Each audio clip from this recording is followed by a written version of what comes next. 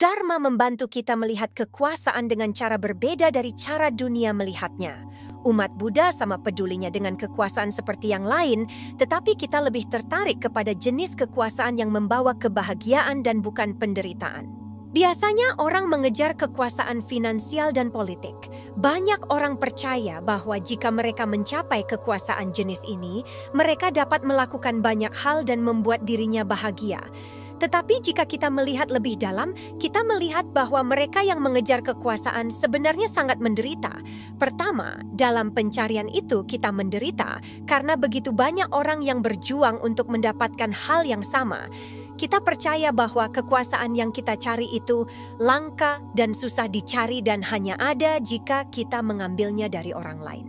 Tetapi walaupun kita mendapatkan kekuasaan itu, kita tidak benar-benar merasa cukup berkuasa. Saya telah bertemu mereka yang kaya, dengan banyak kekuasaan dan ketenaran, tetapi mereka tidak selalu bahagia dan beberapa bahkan bunuh diri. Jadi, uang, ketenaran, dan kekuasaan, kesemuanya berkontribusi terhadap kebahagiaanmu, tapi jika tanpa cinta, walaupun memiliki banyak uang, ketenaran, dan kekuasaan, engkau tidak dapat sepenuhnya bahagia. Siapa yang memiliki kekuasaan yang lebih besar dari Presiden Amerika Serikat?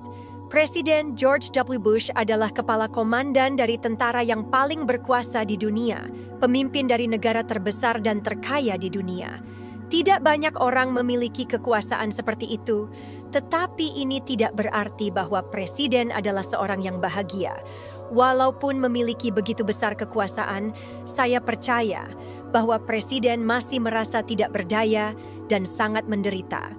Dia terjebak dalam dilema apakah meneruskan atau menghentikan perang di Irak, melanjutkan perang susah dan tidak melanjutkan juga susah. Seperti kita memakan sesuatu dan makanannya tersedak di tenggorokan, Anda tidak dapat memuntahkannya keluar, tetapi juga tidak dapat menelannya. Saya rasa Presiden Bush tidak dapat tidur nyenyak. Bagaimana Anda dapat tidur dengan nyenyak ketika rakyatmu yang masih muda meninggal setiap hari dan setiap malam di Irak? Anda sangatlah beruntung karena bukan Presiden Amerika Serikat, karena jika iya, maka Anda akan sangat menderita saat ini. Sangatlah jelas sekali bahwa jika pemimpin partai politik tidak memiliki kasih sayang dan pengertian sebagai landasan mereka, mereka akan menyalahgunakan kekuasaan dan membuat negaranya susah dan membuat negara lain menderita. Beberapa tahun yang lalu, CEO dari salah satu perusahaan terbesar di Amerika Serikat datang ke Green Mountain Dharma Center di Vermont untuk berlatih selama 2 hari bersama saya, biksu dan biksuni lainnya.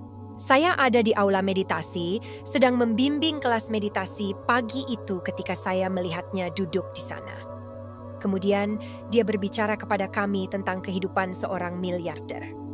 Mereka berpikir bahwa setiap orang yang datang ke mereka karena uang mengambil keuntungan dari mereka dan mereka tidak memiliki teman. Lelaki ini memiliki banyak pengaruh politik dan sumber daya finansial, tetapi dia datang untuk mengembangkan kekuatan spiritual.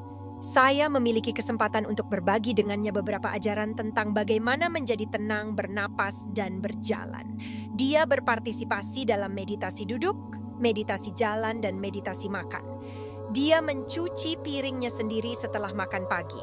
Saya pikir dia memiliki pengawal pribadi tapi tidak mengizinkannya untuk datang ke wihara. Saya memberikannya sebuah lonceng kecil sehingga dia dapat berlatih mendengarkan lonceng, kembali ke napas dan memulihkan ketenangannya di saat-saat sulit. Saya tidak tahu apakah dia dapat melanjutkan latihannya karena dia tampaknya sendiri di dunia bisnis tanpa komunitas yang mendukungnya. Dunia di mana dia tinggal sangat menuntut dan sibuk karena bergerak dengan cepat.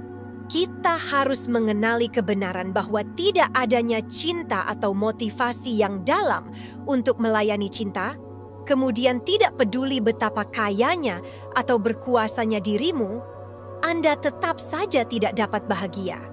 Anda bahagia ketika Anda dapat berhubungan dengan orang lain dan juga makhluk hidup yang lain. Jika tidak, Anda akan merasa sendiri. Di duniamu sendiri, tidak ada seorang pun yang mengertimu dan Anda tidak mengerti siapapun. Cinta merupakan hal yang sangat penting untuk kebahagiaan. Hal ini sangatlah penting tidak hanya untuk individu, tapi juga untuk negara.